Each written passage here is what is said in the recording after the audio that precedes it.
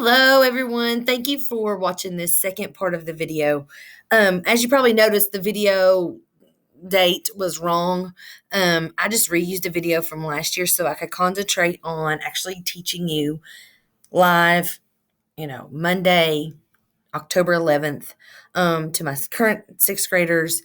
This is what we're going to do. So I just wanted to spend more time on the actual video, and so I just posted the bell ringer video from last year. So, ratio is a comparison. So notice the title of this is ratio. Ratio.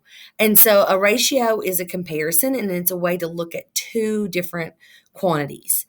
And so a ratio looks at squares to circles, for example, is 4 to 2. And we can write that three different ways.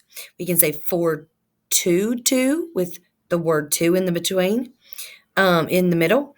4 colon 2, 4 to 2, and 4 over 2, like a fraction. So there's three ways to write a ratio: with the word 2, with a colon, or as a fraction. And then the language of it says for every 4 squares, there are 2 circles. Now notice that I didn't switch the order. With ratios, order's very important. All right. So we could also talk about maybe a part to whole relationship. So ratios compares two things: triangles to all the shapes. So 3 to 9, 3 triangles to 9 total shapes. 3 to 9, written with the colon, 3 over 9 like a fraction. For every 3 triangles, there are 9 whole shapes. And so you have this 2 colon and a fraction. And then the language of it is for every there are, whatever the ratio is. So this next activity is so much fun. I've made 2 ratio monsters, and it's just a way to look at the next idea. So this, you're making your own.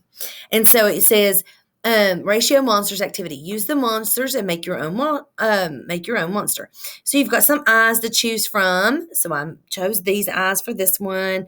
I chose one big solid eye, and then I have some mouths that you want to put on there. So maybe I need to drag and drop a mouth. Let's see.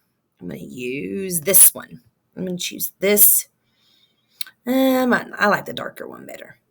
So I'm going to choose him, and then I'm going to drag it over here to our monster.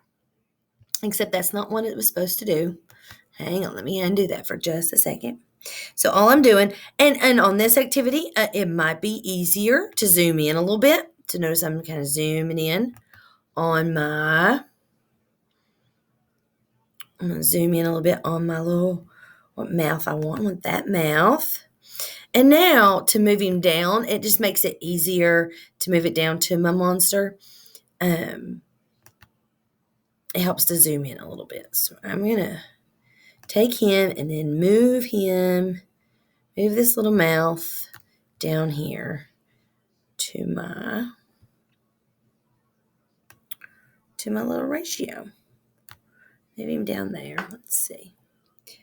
Now, I got to pull it to the front. I pushed the wings to the back, so bring to the front. Now, there he goes. How cute. And so you won't have to arrange it. Hopefully it's all ready for you to make in there. And so the reason I made this ratio monster is I want you to hear the language. So we can do this by hearing a song. So just bear with me. Well, I saw the thing coming out of the sky. It had a one long horn and one big eye. I commenced to shake him and I said, ooh-wee. It looked like a purple people leader to me. It was a one-eyed, one-horn flying purple people leader.